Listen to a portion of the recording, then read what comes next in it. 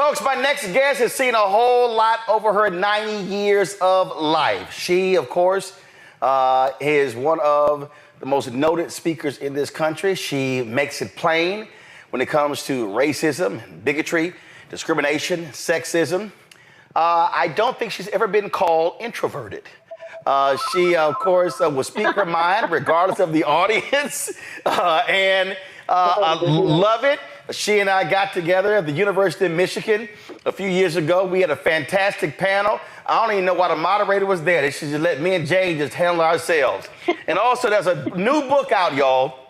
The author interviewed me about this book. It's called Shades of Brown, the official biography of Jane Elliott and the Blue Eyes, Brown Eyes exercise by author Todd M. Mealy. This is the book right here. And when I was introduced to her, Jane held up, she's got my book, White Fear, there as well. So there you go. So, Jane, let's just jump right in. You saw what happened on Tuesday. Break it down. What do you think? What happened on Tuesday is the citizens of the United States of America decided to listen to a racist, sexist, crafty crook who has no business being in the presidency of the United States of America. We know that, but you see, right now we're in a situation where people who are pale, stale, and male are scared to death.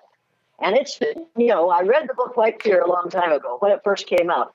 And I've watched this thing happen over the last 30 years, particularly the last 20 years. I've watched white males become increasingly frightened of the fact that they are going to lose their numerical majority in the United States of America. And the damn fools don't even realize that they have always been in the numerical minority worldwide. Only 15 to 18% of the human population of the earth is classified as white. And let's make no mistake about this. White is a misnomer. There are no white people. I am not the color of this collar on my shirt, and you are not the color of the OTE on your shirt. We aren't white and we aren't black. We are all shades of brown. And it's time for us to realize that, and it's time for us to enjoy that fact, and it's time for us to stop talking about race. There's only one race of people on the face of the earth, and that's the human race. And oh my God, how long is it going to take us to have social studies teachers tell our students at the junior high and high school level that the word race, meaning a specific group of people, came out of France in 1580? How long is it going to take us to realize that the idea of whiteness and blackness, quit laughing, this ain't funny, don't do something else. So Jane, you make that point there, and they've talked about how these young white men have been, quote, radicalized. You now have these podcasts and others, and they're talking about toxic masculinity, and you've got people like Senator Josh Hawley and Tucker Carlson, and even Congressman Byron Donalds. We've got the return to masculine men. We have feminized men. And Trump plays into that. He's strong and tough. And so when you see these demos, when you see 1834 and these young men saying, Trump is our guy, what you're laying out is right. They're scared to death. It's like, well, where's the place for men in our society? Your ass has been running every damn thing for the longest. But the problem is, these aren't men. These are boys. And they are absolutely encouraged to remain boys instead of to grow into men. Becoming a man takes a lot of work, and it takes a lot of time, and it takes a lot of effort, and it takes some study, and it takes some education. Any damn fool can be a boy. We've got a lot of them running around. And right now, the ones who voted for Donald Trump this last week was a whole bunch of boys, grown tall, who don't know what's good for them and certainly don't know what's good for the world. We're going to have to depend on women because men don't want to stop being boys. Women have no choice. Comes a time in every woman's female's life when she has to grow up and be a woman. Men don't have to do that. They can be boys for as long as they live. And if you don't believe that, look at Dinosaurus T. Rump. He will be a boy for as long as he draws breath, because he is encouraged to not to think, but just to react, and not to respond intelligently, but to respond with anger and petulance. And we don't need an angry, petulant boy in the White House ever again. But that's what we have, and we're going to have that for the next 4 years. What do you make of white women?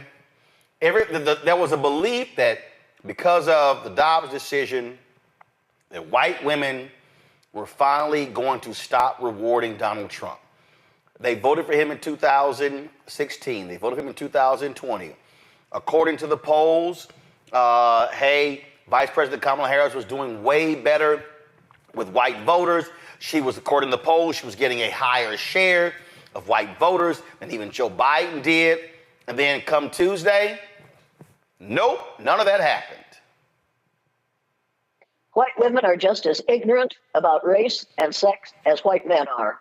And we will stay that way as long as we have an education system that describes all the important things that have ever been done in this world as having been done by white males and a few white females. As long as we don't tell the truth in history, as long as we don't tell the truth in social studies, as long as we teach the lie, as long as we refuse to deal with the truth, that's how long we'll have this problem.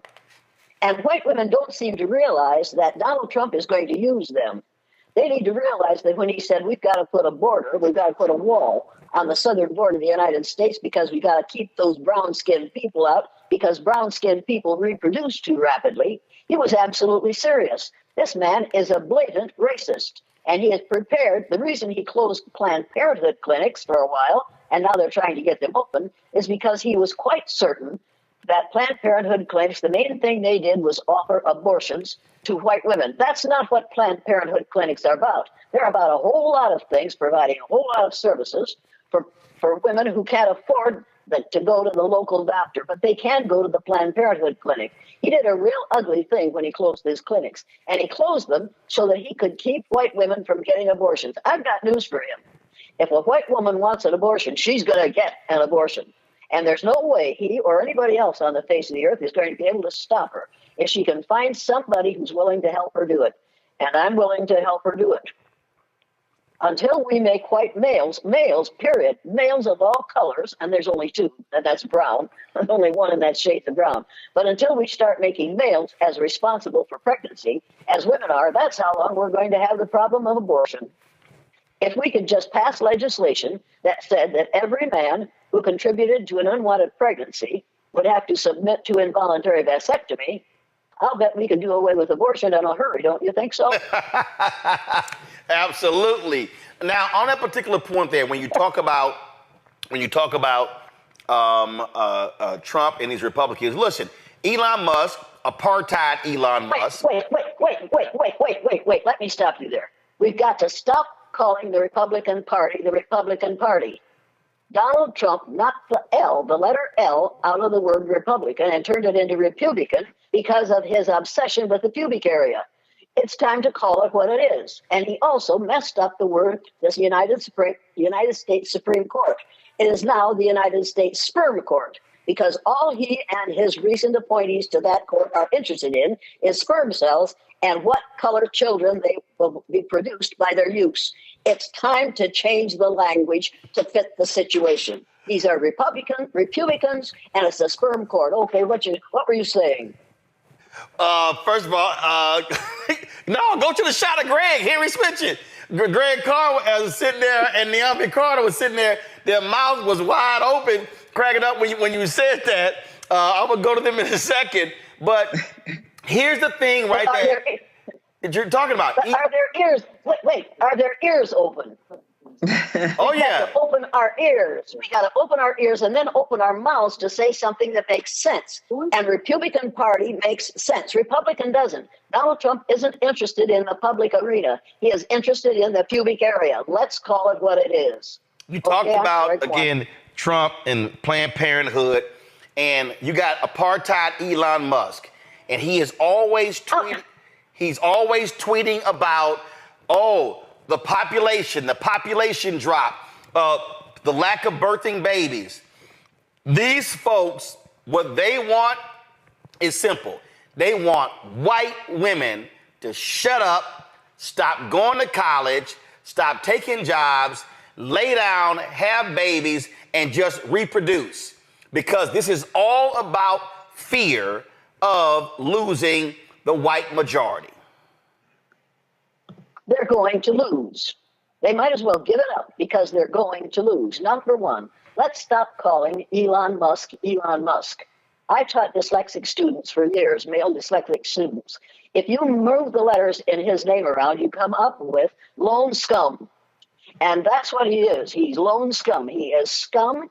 We need to realize that, and we need to stop admiring him because he is able to make so much money off the efforts of other human beings. It's time to give that up.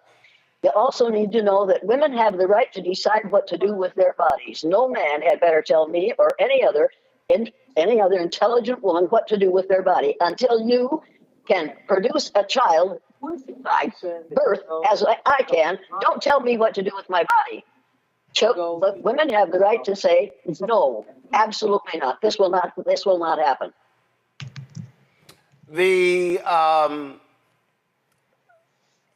Let's talk about Latinos, Latino men as well.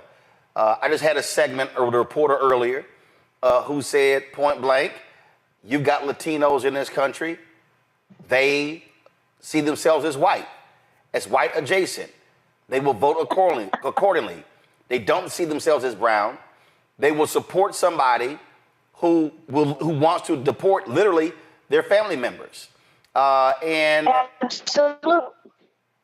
Go ahead. Because they have been brainwashed to the idea of the rightness of whiteness. There are no white people. We are all shades of brown. We have to realize that those Latinos are just as brown as all the rest of us, and they came from the same place that you and I did. We all came from a country on the continent of Africa. We all started out brown, and it's time for us to realize that all human beings are shades of brown. And I cannot understand why, I do too, I understand why Latinos are calling themselves white, because that's a way to get over in this country. If you can prove that you have white ancestry, you're going to be all right. But what they don't realize is, in the very, very near future, being able to prove that you have African ancestry is going to make you all right, because we are all originally from a country on the continent of Africa. We've got to get over the idea of the rightness of whiteness. It came up during the Spanish Inquisition and should have been destroyed immediately. We've only had to deal with this for less than 500 years. It's time to give it up. We're going to take a quick break and come back. You know what? I'm not going to go to a break. Let me just go ahead and right now. Forget the break. I'm going to go right to questions. Let me first start with Greg. I'm going to start with you, because the look on your face when James said Republicans was too hilarious. So I'm gonna start with you. Go right ahead.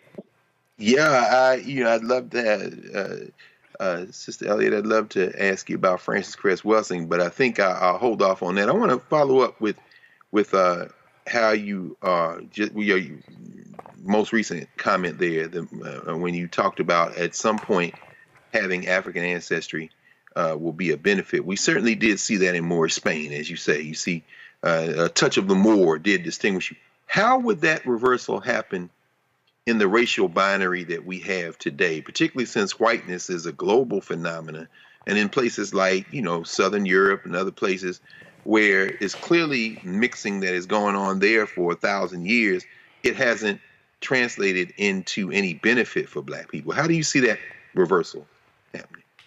Because we have been brainwashed by our education system to the idea of the rightness of whiteness. There are no white people.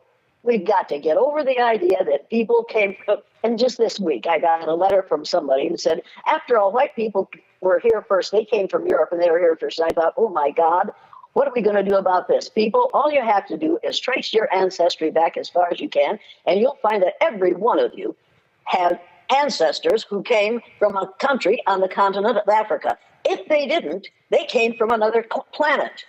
Every human being on the face of the earth came from a country in Africa originally. You go to church on Sunday, or you go to whatever you worship on Sunday. If you're a Christian, you go and you look at a picture up behind the minister, or whatever it is you're calling your religious leader, and you'll see a man who looked nothing like what Jesus Christ looked like. According to the Bible, he had kinky, woolly hair and feet of bronze. If it was good enough for Jesus, I would think it would be good enough for me and good enough for people like me. It's time for us to admit that our heritage over thousands of years is brown. It's not black, it's brown. We are all shades of brown, and it's time to get used to that and to enjoy it. And make no mistake about this. The number of white babies that are being born is getting less and less because white women are tired of being used. White women are tired of being treated like second-class citizens because they can be used by somebody like Dinosaurus T. Rump. It's time to get over the idea that only women are responsible for pregnancy. It takes two people to make a pregnancy. Now, eventually, I think at the beginning it didn't. I think at the beginning you had two women, you could put two female egg cells together in a petri dish, mammal cells, break down the cell wall, and combine those cells and come up with another female mammal. That's probably the way human beings began. But all our history and the Bible, except for one book, is written by males. So history says males did all the important things that were done, fought all the important thoughts, and fought all the important fights. It's not true. It couldn't have happened if it hadn't been for the women who were there to make more peoples. It's time to get over this idea. What we're doing is blatantly sexist, blatantly racist, and blatantly ignorant. We are living in an ignorant society, and it's going to get more so because of banning books and banning speakers and banning ideas. And right now we're in a situation where people are banning any idea that would even question the superiority of whiteness. Jane, you told me as whiteness. Jane, you told me this book about you from Todd Mealy is on ban list. I'm on ban list, and I think that is. I'm not sure that is. I know I am. I am banned on all college and university campuses. Wow. Have been for over. Oh yeah, I am a dangerous person, and I realize that. And I am absolutely delighted to be called somebody who is dangerous for college students to listen to. I'm tickled to death, because that means that what I have to say is threatening to people who voted for Dinosaurus T. Rump. Well, that's also why I love having my own platform, because they can keep you off college campuses, but they can't keep you off this show because I own it. And that's why we got to have unfiltered programming for folks like you. Niambi. Mm-hmm. Well, thank you so much for being with us. I want to go back to something you mentioned a moment ago about white birth rates dropping. I know that has been a fixation on the right wing, yet we still see white women voting for white supremacy. So what do you think is happening there? It isn't just women of color who are stupid. White women get reinforced for being stupid. And we've been doing that for a good many years. We do that by calling the Virgin Mary blonde-haired, blue-eyed, fair-skinned. We set ourselves up to fail, and then when we fail, we blame it on somebody else. It's time for us to realize that there is no such thing as a white woman. There is no such thing as a black woman.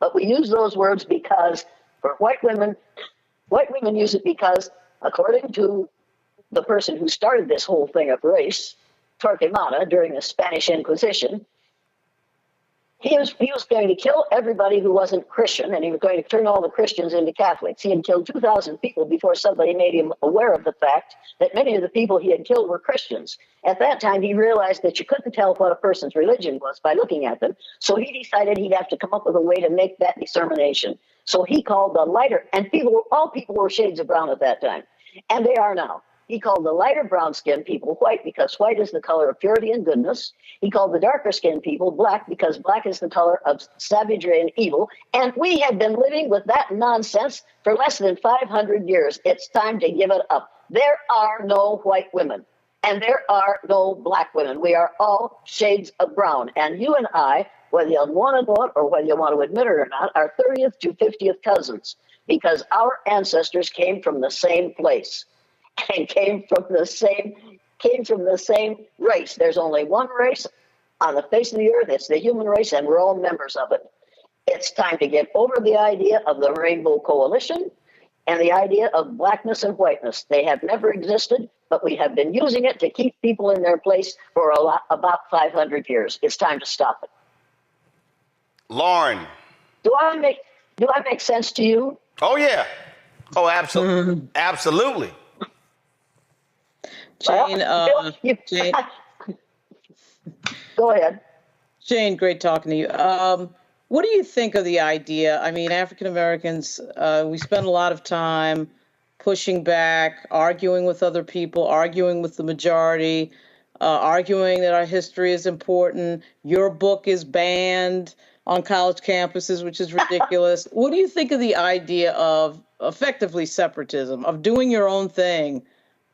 Because wasting so much time in life arguing with people that have never respected you for 400 years, it gets a little draining. What do you think of just the idea of people building their own, their own centers of learning, et cetera, and just doing that and focusing on that? Hey, white people have been doing that for years. Do not copy the behavior of white people.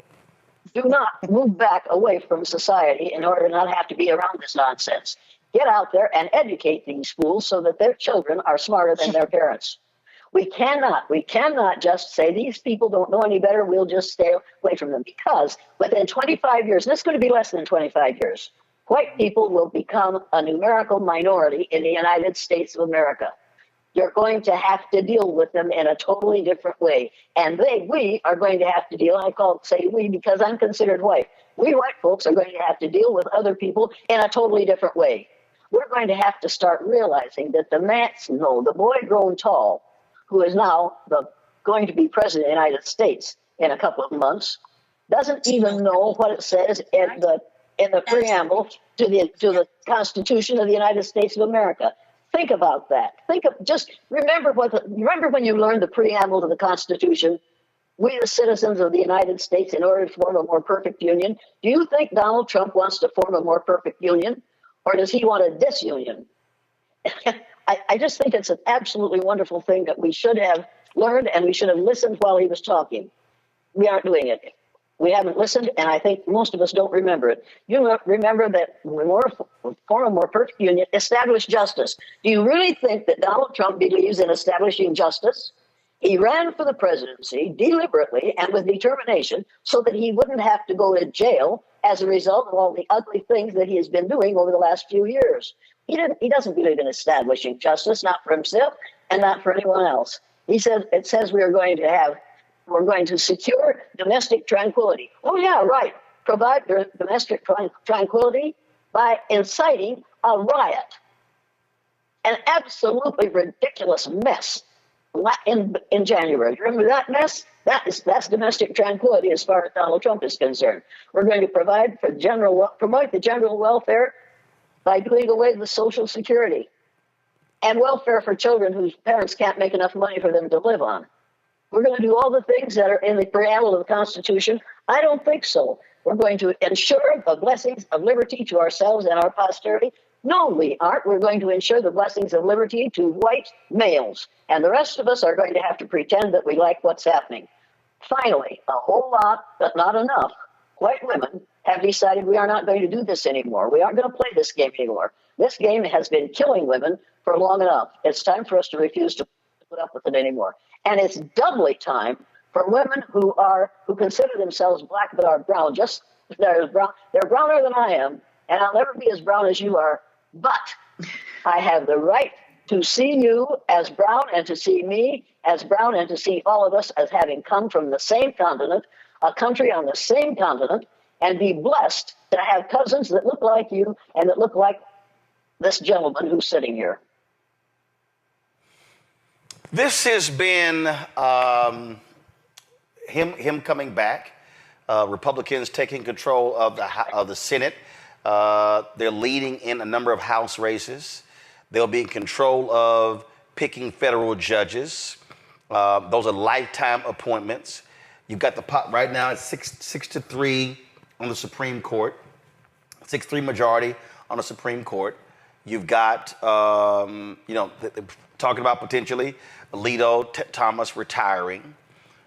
What do you say to people who are despondent, who say, my God, they're going to be running everything? What do you say to those folks who are thinking about just giving up?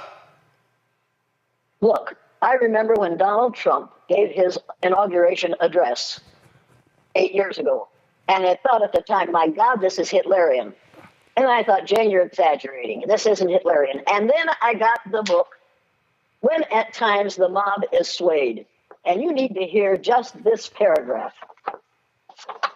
It says, we know from Ivana Trump's now sealed testimony at Trump's first divorce trial, backed up by her lawyer, Michael Kennedy, and from the president himself, that for years, a younger Donald Trump slept with a book of Adolf Hitler's collected political speeches, published in 1941 as My New Order in a locked cabinet at his bedside table. Ugly and appalling as they are, those speeches are masterpieces of demagogic manipulation. People, what we're dealing with is what I remember from the time I was born. I was born in 1933. And from 1933 until 1945, I listened to my father ranting about what Adolf Hitler was doing in Europe and in Germany. And had planned to do with the United States.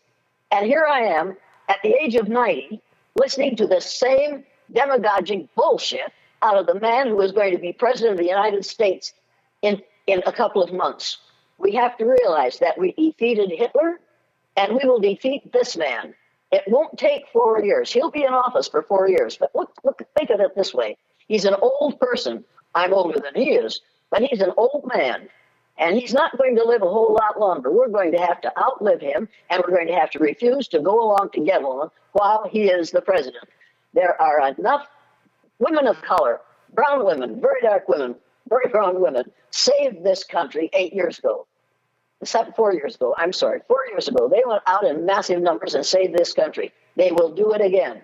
And we have to make sure that they know they have that possibility. They've done it before, and they'll do it again. We've got to stop realizing how brilliant these women are. And if you think they aren't, you have to remember that 300,000 years ago, people who look like you left the continent of Africa and without any modern technology managed to populate every landmass on the face of the earth.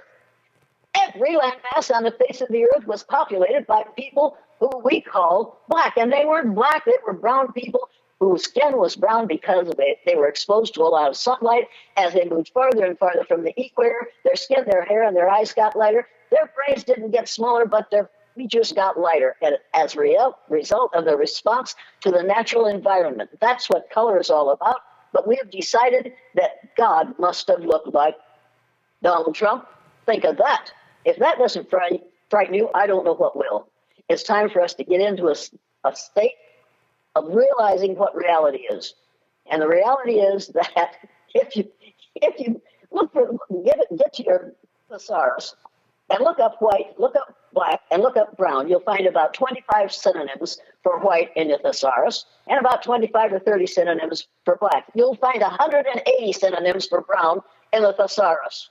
That means that there are that many shades of brown that you can apply to skin color on people all over the face of the earth. We are all members of the same race. We're all members of the same color group. It's time to appreciate that. It's time to recognize that. And it's time to educate people to that fact. But Jane, you have people who don't believe that. You have people who believe. I don't care. Of course, we have lots of people who don't believe that, but they're going to have to. They have no choice. They can think it's not true until hell freezes over, but that won't make it a lie. That's the truth.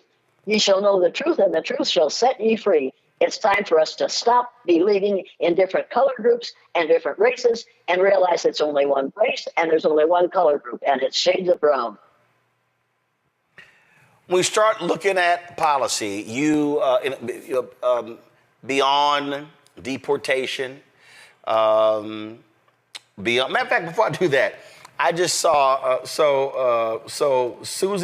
Susie Wiles, who was Trump's campaign manager, he's going to name her chief of staff, and you got folks like Will Cain on Fox News. Let me find this here. He just tweeted, if y'all go to my iPad, worst misogynist just named the first woman chief of staff in U.S. history, C.C. Mark Cuban.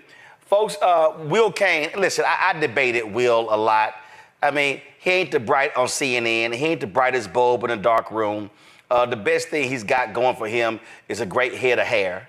And so, I mean, I used to just destroy him constantly in debates. But, you know, white guys like him actually believe by Trump picking a woman as chief of staff means he's not a misogynist. Well, it means he's not only still a misogynist, he's a stupid one. Because Donald Trump doesn't think right, and he doesn't read right, and he doesn't know what he's talking about, but I think he thinks that's chief of stuff. She can handle stuff, but she isn't capable to handle that staff. She wants the chief of stuff, and that's what he's got. This man is he's a joke, and we have taken him seriously. Do you also think a spot where he belongs? You also think, and here's the issue that I have, Jane, that mainstream, and I'm going to call it mainstream white media, they toyed with this. They thought he was amusing. He would say things, oh, that's just Donald being Donald. When I watched this year how Joe Scarborough and Mika were all highly critical of Trump, railing every day, I remember 2015, New York Times did a story about Trump and his treatment of women, and Scarborough and Mark Halperin, they were there on the air. Like that's the best they got.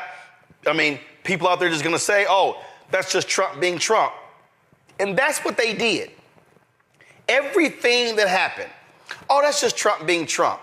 They normalized his antics and his behavior. And it desensitized people. And it literally got to the point that every time he said something, oh, that's just Trump being Trump. We could just move on. Do you really think that they aren't in any way bothered by the fact that he could buy and sell them tomorrow? Do you really think that they don't realize that he is saying to himself at every opportunity, I could, as my uncle said to my father many years ago, I could buy you and stick you in my vest pocket. Those people know what they have to do in order to stay employed, and they know what they have to do if they want to keep that job and keep their, whatever you want to call what they have. They're afraid to tell the truth. Their sponsors won't let them tell the truth. You know that, and I know that. And that's the reason I get lots and lots of death threats, because telling the truth is not a good idea in this environment. Second round of questions. Greg, actually this time I'll start with Niambi. Mm-hmm. So I think you said a lot here. And one of the things you talked about was how a lie is a lie, whether we admit it or not. So how do we get back to a place where talking about the truth in very clear terms becomes a norm again? I mean, if it ever was, right? But how do we get back to the place calling things disinformation and other kinds of euphemisms, alternative fact, has been around for quite some time. But how do we get back to a place of just being honest and saying what in the world is going on and not having to do this both sidesism and all the other things? You reject the language of ignorance. I'm an educator. That word comes from the root "dus," which means lead, the prefix "e," which means out, the suffix "ate," which means the act of, and the suffix "or," which means one who does. An educator is one who leads people out of ignorance. It is not someone who stands there and lets people run their mouths in ways that are absolutely untrue and try to find an excuse for their behavior. You do what my dad said. Don't lie. If you're going to lie, don't lie to me. And he also said, you know the difference between right and wrong. Now do the right thing, goddammit. And that's what we were expected to do. And that's what we did. When someone starts to roll out some of that nonsense that you know is nonsense, you not only have the right, you have the responsibility to say, wait a minute, stop right there. I have here a book that says that just what you just said was a total lie. Do not tell that in my presence. Now, you lose a lot of friends that way, and if you're somebody like me, you lose a lot of family members. But at least you know the truth and you aren't afraid to tell it. My father said, tell the truth, by God. Sometimes it'll hurt you, but you better tell the truth. I believe in telling the truth. It isn't pretty, but we better stick to the truth instead of believing. We'll just shade it a little bit today, and tomorrow we'll say, well, we didn't really mean it. Donald Trump means it. People said, well, he's just saying those things. He meant every word of it. And he's going to live with what he planned to do. When he said, I have concepts, he didn't mean he had concepts. He said, I have plans as to what I'm going to do with this country when I get back in the presidency. However, he forgot that after 4 years, he won't be able to run again. So he's going to fix it so he doesn't have to run again. And he has said that. He has said openly, he'll never have to worry about voting again if I'm the president. People take him at his word. That's exactly what he means. Fix it so that he doesn't ruin this country totally with his behaviors in the next 4 years. Lauren. Did I answer your question? Yes. Jane, I really don't have a question. You filled in all the blanks for me, so I really don't have a question. But thanks. Greg? Well, Thank you, Roland. okay. Sister Elliott, we know that white and black are not real in biology, and we also know that, of course, they exist as social forces and as a kind of racial contract. I wonder if you have any thoughts about reparations in this sense. We know in California, some of the folks who are saying, of course, the Supreme Court would not recognize race as a protected class that would allow people to get reparations based on their racial identity. That's their colorblind constitutionalism. We know that. But we also, so if lineage, if tracing back to enslavement would qualify people who were descended from people who were enslaved in the United States, if that were able to survive legal challenge, and I don't think it will because they'll use it as a proxy for race, but let's say it did, should white people proving black ancestry, which is a form, I guess, of embracing their black identity, right? Should white people proving black ancestry be eligible for reparations? If they're promised reparation, they'll go back and they'll choose that black ancestry immediately. That's all you have to do to mess the whole situation up is tell white people that they have black ancestry and they are entitled to reparations. If you're gonna really mess yourself up if you do that. Think about that for a very long time before you do it. However, if you're going to give reparations to people who really deserve it, let's give it to the people who had this land before white folks came and stole it from them. Let's give reparations to the First Nations people who also came from Africa and were here long before slavery started, coming from Africa as being brought here by white people who didn't want to work but brought people here to work and so they wouldn't have to. Let's talk about reparations to the First Nations people, shall we? I agree, but I mean, okay, that's interesting because I do think that. Ma'am. Let's give the land back to the people who were here first, and they came from Africa, but we called them red men. We called them red people because we didn't know any better, and we didn't want to admit that they were here long before any people from Europe got here. We think that Columbus discovered America. Lord Heyerdahl said you can't discover a place where people are already living. They discovered it before you got there. This land was discovered long, long before Columbus was a gleam in his father's eye. But you see, we don't tell the truth in history, and we work really hard at deciding what is and is not true based on what white males say should be regarded as truth. That's scary to me, that we are still listening to white males tell us what is and what is not true. Absolutely.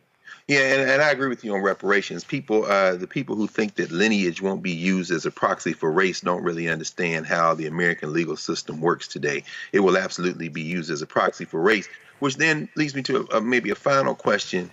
Everything we're talking about, of course, exists because of the nation state, because of constructs of belonging and not belonging. And when you talk about reparations for the indigenous people, which of course I agree with 100%, is it possible for us to get rid of race as long as we hold on to this concept of the nation state?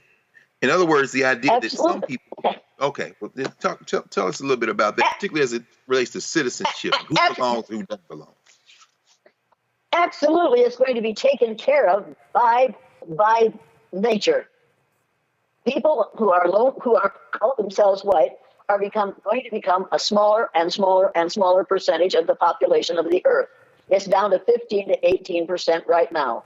And eventually we will have educated people enough that they realize that there are no white people. So you can't base your importance or your status or your brilliance on something that doesn't exist, which is the whiteness of your skin. It's time, and we will eventually educate people to the reality. It's time for us to tell our children and our grandchildren and my great-grandchildren, of which I have 5, the truth about the human race, that we're all members of the same one. And skin color is not an indicator of brilliance. If it were, when you go out on the beach next week and you see all those pale, stale females lying out there on the beach trying to get tan, then you have to say to yourself, uh-oh, in the summer, whites get dumber. If skin color is an indicator of intelligence, it is not, people. It is an indicator of what the human body has done in response to the natural environment over 300,000 years. Get used to it and realize that before you die, but not before I die, but before you die, brown will be the color of everyone. We'll all have decided that we're all shades of brown, and we'll get over the idea of black and white and red and yellow. For the love of heaven, this has only been going on for 500 years. I think it's time to get over it. And if you don't get over it, if you insist on using the vernacular of the 1400s and 1500s, then you men must all come to work wearing knee breeches and pointy-toed shoes with little rosettes on the toes and powdered wigs.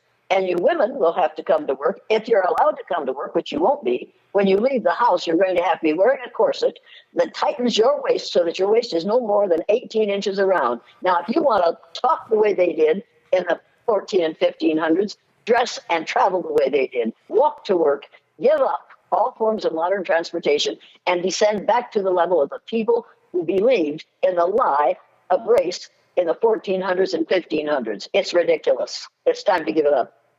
Well, can I ask one more question, Ron? Just very quick. Go ahead. Okay, so I agree with you 100%.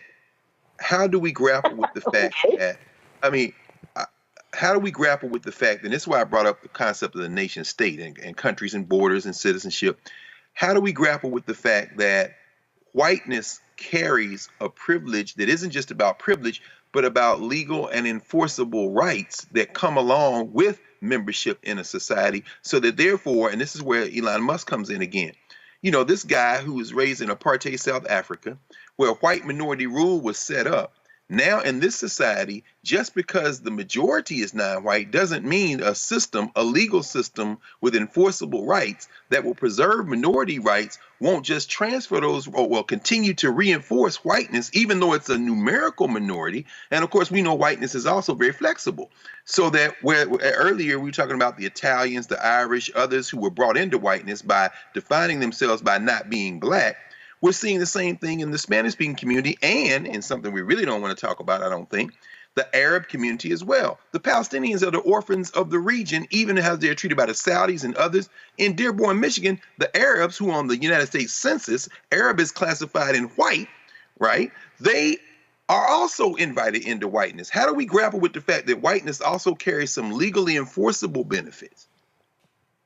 First, you read the book, The Color of Law. Have you read this book? Yes. If you haven't read the book, The Color, you have read it. There's a lot of good stuff in there that will answer your question. Come on, Jane. What we have to do is Jane, you don't see Jane, you don't see all them damn books behind Greg?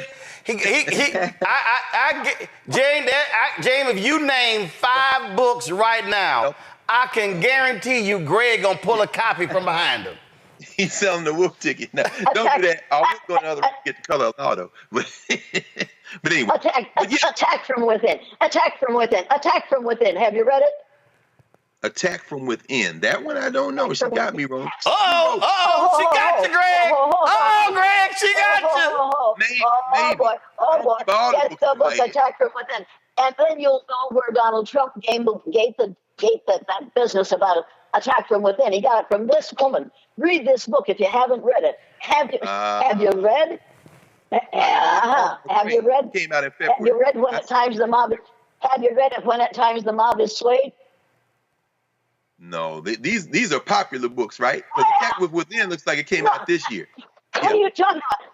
Well, listen, know this didn't come out this year. It came out several years ago.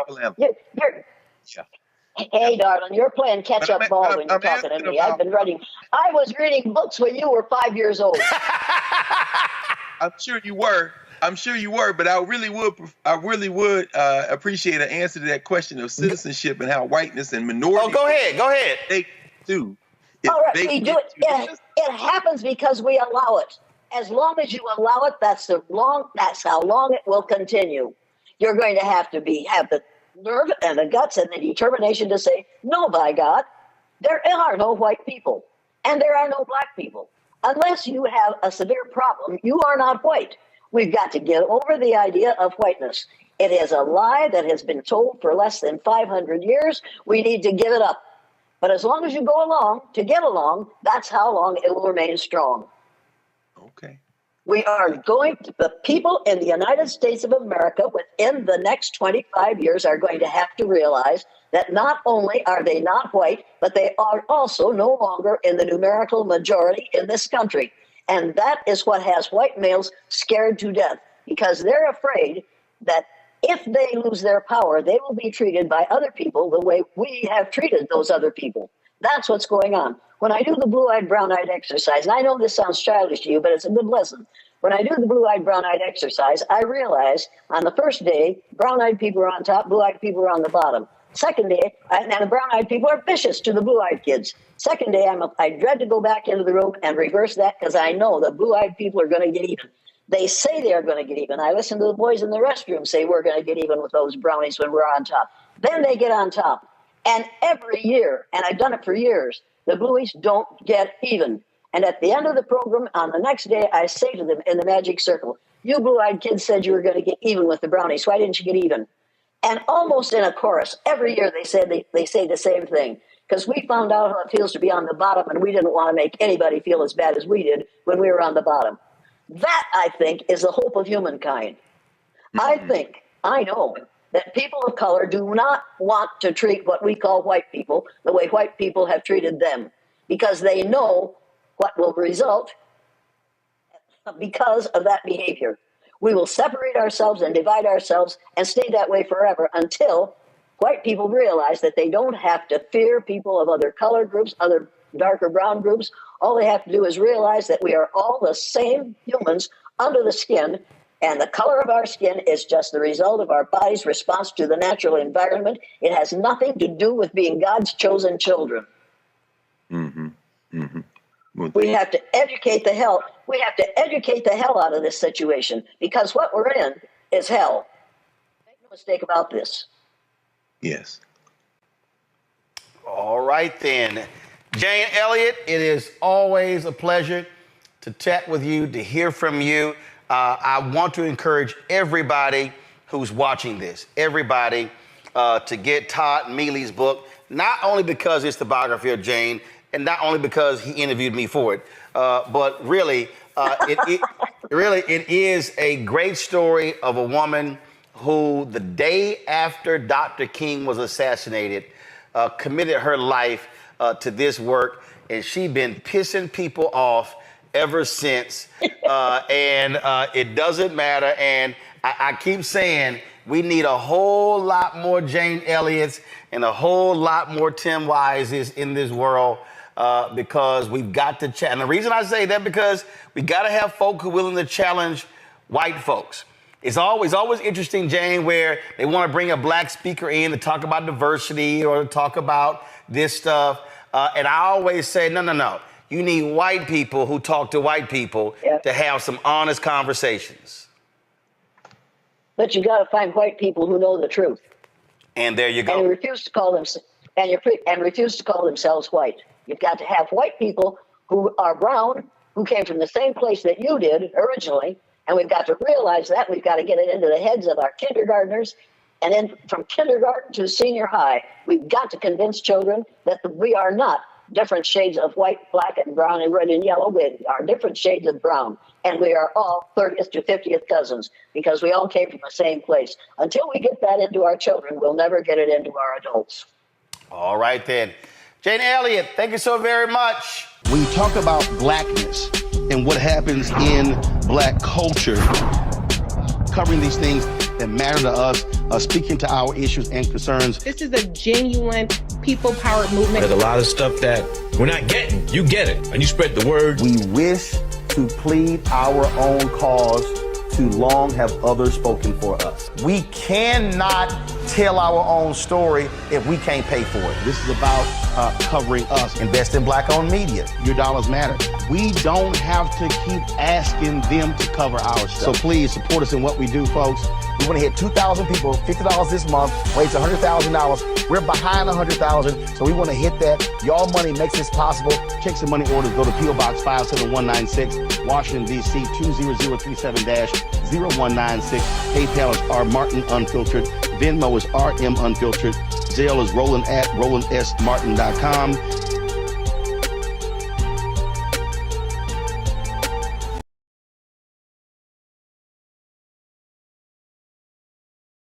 We talk about blackness and what happens in black culture, covering these things that matter to us, speaking to our issues. Plead our own cause. Too long have others spoken for us. We cannot tell our own story if we can't pay for it. This is about covering us. Invest in black-owned media. Your dollars matter. We don't have to keep asking them to cover our stuff. So please support us in what we do, folks. We want to hit 2,000 people, $50 this month, raise $100,000. We're behind 100,000, so we want to hit that. Y'all money makes this possible. Checks and money orders go to P.O. Box 57196, Washington, D.C. 20037-0196. PayPal is R Martin Unfiltered. Venmo is RM Unfiltered. Zelle is Roland at RolandSMartin.com.